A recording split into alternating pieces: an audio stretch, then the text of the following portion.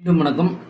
ஒரு எலெக்ஷனில் நிற்கிறோம், எலெக்ஷனில் ஜெயிக்கிறோம் அப்படின்னா முக்கியமாக இருக்கிறது என்னென்னா வாசகம் ரொம்ப இதாக இருக்கும். ஏன்னா அந்த பஞ்ச் டைலாக்ஸ் இல்லைனா ஸ்லோகன்ஸ் அந்த மாதிரி சொல்லுவாங்கள்ல, அது ரொம்ப முக்கியமான ஒரு இடத்த பிடிக்கும் எப்போவுமே எல்லா எலெக்ஷன்லேயுமே. ஒவ்வொரு எலெக்ஷன்லேயும் நிற்கிற எல்லாருக்குமே நீங்கள் எலெக்ஷனில் இப்போ இந்த யுக்தி சொல்கிறேன்னா ஃபாலோ சொல்கிறேன்னா நிகழ்காலத்தில் நடந்துகிட்ருக்க அரசியல்வாதிகள் இருக்கிற முன்னேற்பாடுகள் அதை பற்றி பேச மாட்டேன் அப்படின்னு பார்த்தோம்னா, அவங்க முன்னேற்பாடுகள் எடுக்கிறது என்னென்னா தலைவர்கள் எடுக்கிறது எல்லாமே மேலோட்டமாக தான் எல்லாருக்குமே நம்ம பேசுவோம், மேலோட்டமாக தான் நமக்கு காட்டப்படுவாங்க.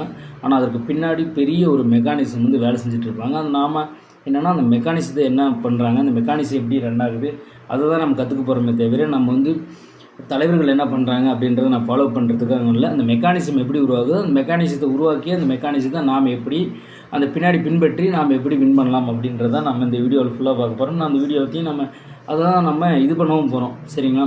அதனால் இப்போ ஸ்லோகன்ஸு பஞ்ச் டைலாக்ஸ் அதெல்லாம் எது இது வரைக்கும் ஒர்க் அவுட் ஆகிருக்கு, என்னென்ன பஞ்ச் டைலாக்ஸ் இதுக்கப்புறம் யூஸ் பண்ணலாம், அதுதான் நம்ம இந்த இதில் வீடியோஸில் பார்க்க போகிறோம். அதுக்கு முன்னாடி நீங்கள் அரசியல் பற்றி தெரிஞ்சுக்கணும், இல்லை அரசியலை கற்றுக்கணும் அப்படின்னா இதுதான் ஸ்டாண்டர்ட் அப்படிங்கிற விஷயம் எதுவுமே இல்லை. அந்தந்த காலகட்டத்துக்கும் அந்தந்த இடத்துக்கு எந்த மாதிரி மாறும். நான் பொதுவான கருத்துக்கள் தான் பேசுகிறேன். அடுத்து நம்ம ஒரு மாநிலம் மாதிரியாவோ இல்லை மாவட்டம் மாதிரியாவோ நான் பேசணும் அப்படின்னு பார்த்தோம்னா நம்ம அதை பற்றியும் பேசுவோம். ஏன்னா நம்ம வீடியோஸ் போடணும், ஒரு டாப்பிக்கில் பேசிகிட்டு இருக்கோம், அது எந்த மாதிரி இன்ட்ரெஸ்ட்டாக போயிட்டுருக்கும், இல்லை எத்தனை பேர் பார்த்துட்ருக்காங்க, அந்த டீட்டெயில் அனலிட்டிக்ஸ்லாம் நமக்கு கிடைச்சாலுமே நம்ம இருந்தாலும் ஒரு சில வேலைகள்லாம் பின்னாடி நம்ம செய்யணும்ல, அதுக்காக நான் சொல்கிறேன். ஃபஸ்ட்டு இப்போ என்னென்ன ஸ்லோகன் ஒர்க் அவுட் ஆச்சு அப்படின்னு பார்க்கணுமா? திமுக கட்சி ஆரம்பித்ததுக்கப்புறமா அண்ணாதுரை அவர்கள் எடுத்து 1967 வருஷம் எடுத்தது 3 படி லட்சியம் 1 படி நிச்சயம் அப்படின்ற அந்த கோட் எடுத்தார், அந்த ஸ்லோகன் எடுத்தார், அந்த பஞ்ச் டைலாக் எடுத்தார். அதனால் அந்த எலெக்ஷனில் அவரால் வெற்றி பெற முடிஞ்சிச்சு. அதாவது அண்ணாதுரை அவர்கள் அப்படின்னு எடுத்தவர் நிறைய பஞ்ச் டைலாக்ஸ் நிறைய கோட் சொல்லிட்டு போயிட்டுருக்கலாம். ஆனால் இருந்தாலும் அரசியலில் பெரிய தாக்கத்தை ஏற்படுத்தியது எதுன்னு பார்த்தோம்னா, அப்போ அந்த காலகட்டத்தில் என்னென்னா இப்போ ஒரு படி 3 ரூபா அந்த மாதிரி விற்றுட்ருந்தாங்க, நாங்கள் 1 ரூபாய்க்கு கொடுத்துட்ருக்கோம், இல்லை ஒரு படி கண்டிப்பாக அரிசி கண்டிப்பாக கொடுப்போம் அப்படின்ற மாதிரியான விஷயத்தை நிறையா முன்னெடுத்து மக்களுக்கு இலவச அரிசி இருக்குல்ல அதை அறிமுகப்படுத்துறதுக்காக உருவாக்கப்பட்டது தான் அந்த 3 படி லட்சியம் 1 படி நிச்சயம். அந்த அது பெரிய அளவு கிட்ட ஒரு முதலமைச்சராகவும் ஆனார். அடுத்து என்னென்னு பார்த்தோம்னா, ஒவ்வொரு ஏரியாவிலையும் ஒரு துல்லியமான உணர்ச்சிகளை வச்சு தான் நம்ம இந்த ஸ்லோகன்ஸ் வரையறுக்கணும். இப்போ கன்னியாகுமரியில் போய் நம்ம கொங்கு மண்டலத்தை பற்றி பேசணும் அப்படின்னா அங்கே அது வேலைக்கு ஆகாது, ஃபஸ்ட்டு புரிஞ்சுக்கணும். இப்போ கன்னியாகுமரியில் கொங்கு பெல்ட் இருக்கான்னு பார்த்தோம்னா கொங்கு பெல்ட் இல்லை, அங்கெல்லாம் மீனவ சமுதாயம் இருக்காங்க. மீனவர்கள் சார்ந்த விஷயத்தை பேசணும்னா தான் அங்கே இதாகும். நீங்கள் அங்கே போய்ட்டு கொங்கு பெல்ட்டை பற்றி பேசுனீங்க அப்படின்னா கொங்கு மக்கள் பற்றி பேசுனீங்க அப்படின்னா அங்கே வேலைக்கு ஆகாது. அதனால் எந்த நேரத்தில் எந்த இடத்துல பேசணும் அப்படின்றத கரெக்டாக தெரிஞ்சு பேசணும். அதுக்கு முன்னாடி எல்லா இடத்துக்கும் பொதுவான ஒரே டைலாக் தான் எல்லா இடத்துல ஒர்க் அவுட் ஆகுமான்னு கேட்டால் அது ஒர்க் அவுட் ஆகாது. ஒவ்வொரு இடத்துலையும் ஒவ்வொன்று பேசுவோம். அது என்னென்னா நம்ம இடம் பொருள் ஏற்ற மாதிரி, ஆனால் பொதுவான தமிழ்நாடு ஃபுல்லாக ஒரு பொதுவான ஒரு டைலாக் இருக்குது அப்படின்னா அந்த மாதிரியான டைலாக் தான் நம்ம பார்க்கணும். அடுத்து 2016 அவர்களில் பாட்டாளி மக்கள் கட்சி சேர்ந்து அன்புமணி அவர்கள் மாற்றம் முன்னேற்றம் அன்புமணி அப்படின்னு சொல்லி அவர் சட்டமன்ற தேர்தல் எதிர்கொண்டார், ஆனால் தோல்வி பெற்றார். ஆனால் இருந்தாலும் அந்த இன்னமும் ஃபாலோ பண்ணிகிட்ருக்காங்க. இன்னும் அது பெரிய அளவில் பேசப்பட்டுட்டு தான் இருக்குது. அந்த ஸ்லோகன் ஒரு பெரிய ஒரு மாற்றத்தை கொண்டு வரதுக்காக ஒரு முன்னெடுக்கப்பட்ட ஒரு விஷயமாக பாட்டாளி மக்கள் கட்சி சார்பில் சொல்கிறாங்க. ஆனால் இருந்தாலும் அது பெரிய அளவில் ஒரு ஹிட்டான ஒரு டைலாக் அப்படின்னு தான் சொல்லணும். மாற்றம் முன்னேற்றம் அன்புமணி, இன்னமும் அதே தான் சொல்லுவாங்க. அன்புமணி ராமதாஸ் அப்படின்னு சொன்னோம்னா மாற்றம் முன்னேற்றம் அன்புமணி அப்படின்னு தான் சொல்லுவாங்க. அந்தளவுக்கு ஒரு பவர்ஃபுல்லான வேர்டாக இருந்துச்சு. 2014 பாஜக ஆட்சிக்கு வரும்பொழுது காங்கிரஸை ஒழிக்கிறதுக்காக இந்த முறை மோடி ஆட்சி அப்படின்னு அந்த இதை தான் இந்தியா ஃபுல்லாக பெரிய அளவில் பறக்கப்பட்டாங்க. அவர் பிரதமர் வேட்பாளராக நின்று பிரதமராகவும் ஆக்கம் செஞ்சாங்க. அடுத்தது 2019 மீண்டும் மோடி, ஓகேங்களா? மோடி ஆட்சி மீண்டும் மோடி வேண்டும் மோடி அப்படின்ற அந்த ஸ்லோகனை இந்தியா ஃபுல்லாக ஒரு பெரிய அளவில் ஒரு பிரேக்கப் கொடுத்த ஒரு டைலாக் பஞ்ச் டைலாக் அப்படின்னு சொல்லலாம். 2024 மீண்டும் மோடி வேண்டும் மோடி அந்த டைலாக் பெரிய அளவில் இதானிச்சு, மக்களவைத் தேர்தல் எதிரொலிச்சு அவர் மீண்டும் பிரதமராகவும் உட்கார வைக்கிறதுக்காக இது பண்ணிச்சு. இப்போ நிறைய டைலாக் மாநிலத்துக்கு மாநிலம் நிறைய டைலாக்லாம் மாற்றி சொல்லிட்டு இருந்தாங்க. ஆனால் இருந்தாலும் இந்தியா ஃபுல்லாக பெரிய அளவில் பேசப்பட்டது அப்படின்னு பார்த்தோம்னா அந்த ஒரு டைலாக் தான் நமக்கு இந்தியா ஃபுல்லாக பெரிய அளவில் ரீச் கிடச்சி. இப்போ திமுக அரசு எடுத்துக்கிட்டோம் அப்படின்னு பார்த்தா ஸ்டாலின் தான் வராரு. 2021 சட்டமன்றத்தில் ஸ்டாலின் தான் வராரு, விடியல் தர போகிறாரு. அந்த டைலாக் பட்டி தொட்டி எங்கும் செம ஹிட் அடிச்சிச்சு. அதனால் நிறைய பேர்த்தோட ரிங்டோனாகவும் அந்த இது இருந்துச்சு. அடுத்து அவர் ஜெயிச்சதுக்கப்புறமா விடியல் அரசு அப்படின்னு திமுக அரசு விடியல் அரசு அப்படின்னு மாற்றிட்டாங்க. அதுவும் பெரிய அளவில் ஹிட் அடிச்சு அவர் எம்பி எலெக்ஷன்ஸில் இருக்கட்டும், எம்எல்ஏ எலெக்ஷனில் இருக்கட்டும் பெரிய அளவில் வெற்றி பெற செய்கிறதுக்கு ஒரு சூப்பரான ஒரு பஞ்சில் இருந்துச்சு. அதுக்கப்புறமா வச்சுக்கேன் ஜெயலலிதா அவர்களும் நிறைய பஞ்சில் சொல்லியிருந்தாங்க.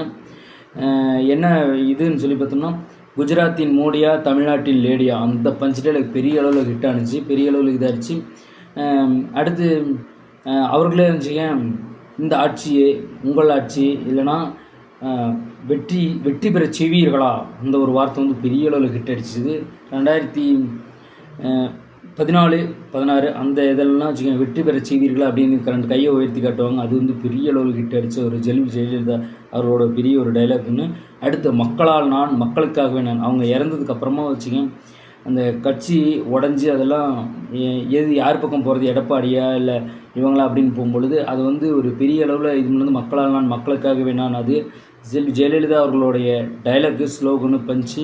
ஆனால் இருந்தாலும் அதை அவங்க தான் எடப்பாடி பழனிசாமி அவர்கள்லாம் கடைப்பிடிச்சாங்க. ஆனால் அந்தளவுக்கு அவங்களால தாங்கி பிடிக்க முடியல, கட்சி உடஞ்சி பெரிய அளவில் ஸ்ட்ரென்த்து அந்த மாதிரிலாம் இல்லாமல் ஆகிப்போச்சு. அடுத்து எடப்பாடி பழனிசாமி அவர்கள் தமிழர்களை சந்திப்போம் தமிழ்நாட்டை காப்போம் அப்படின்னு ஒரு தமிழர் உரிமை சந்திப்போம் தமிழ்நாட்டை காப்போம் அப்படின்னு சொல்லி அதை எடுத்துகிட்டு வந்தார். ஆனால் அந்த அளவுக்கு பெரிய அளவுக்கு ரீச் ஆகலை, பெரிய அளவுக்கு இதுவும் ஆகலை.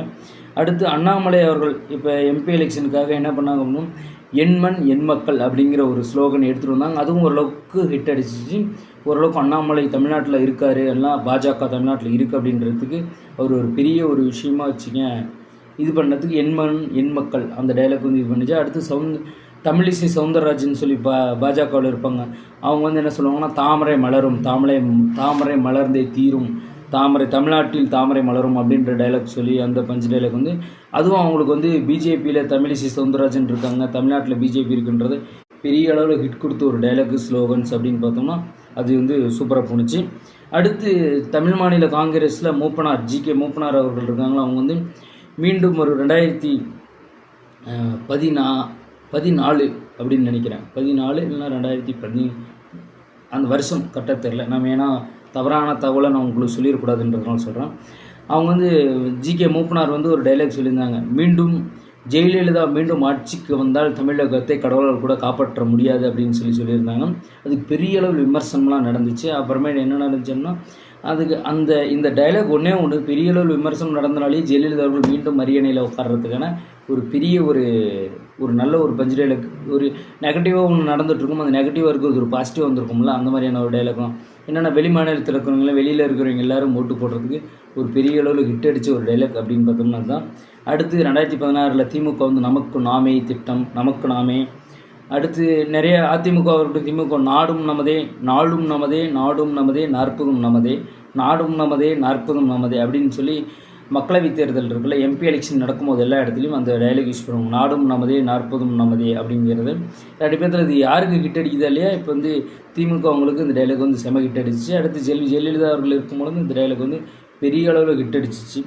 அடுத்து அண்ணாதுரை அவர்கள் வந்து வடக்கு வாழ்கிறது தெற்கு தேய்கிறது, அந்த டைலாக் ஒரு பெரிய அளவில் ஹிட் அடித்த ஒரு டைலாகு.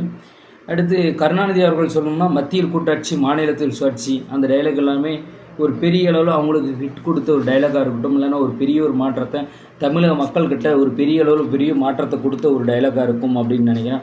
ஏன் அப்படின்னு பார்த்தோம்னா, ஒரு டைலாக்கை ஈஸியாக கொண்டு போகணும். ஒரு படம் ஹிட் ஆகுது, ஒரு நார்மலாக ஒரு சினிமா துறையில் இருக்கிற ஒரு படமே ஹிட் ஆகுதுன்னா அந்த டைலாக் தான் ஒரு பெரிய அளவில் இதாகும். புஷ்ப படம் இருக்கா, வைல்டு ஃபயர், நான் ஃபயர் இல்லைடா வைல்டு ஃபயர் அப்படிங்கிற ஏதாவது ஒரு டைலாக் மக்கள் மனசில் ஈஸியாக பதிஞ்சால் மட்டும்தான் படம் சினிமா விட்டு போகும்.